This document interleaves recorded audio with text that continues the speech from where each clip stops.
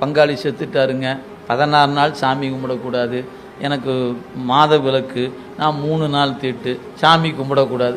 சாமி எங்கே இருக்கிறாரு?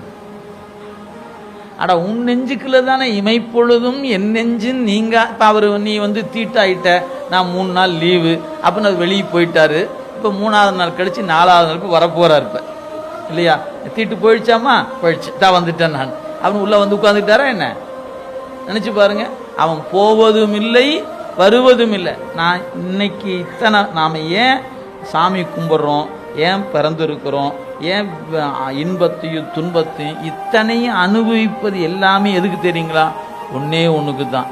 இறைவன் என்னை விட்டு நீங்காதிருக்கிறான் என்கிற உண்மையை சத்தியமா என் நெஞ்சு உணரணும். அவன் இல்லாமல் நான் இல்லை, அவன் என்னை விட்டு ஒருபோதும் நீங்குவதில்லை, அவன் என்னோட இருக்கிறான், நான் அவனோட இருக்கிறேன், எங்களை யாராலையும் பிரிக்க இயலாது அப்படிங்கிற உண்மையை என் அறிவுக்குள்ள நான் உணரணும். புத்தகம் சொல்லிச்சு, அவரு சொன்னார், ஞானசம்பந்தன் சொன்னார், நாவுக்கரசு சொன்னார், மெய்கண்டார், அந்த கதையில இல்லை, என் அறிவுக்குள்ள இறைவன் எங்கூட இருக்கிறான்னு என் நெஞ்சு சொல்லணும்.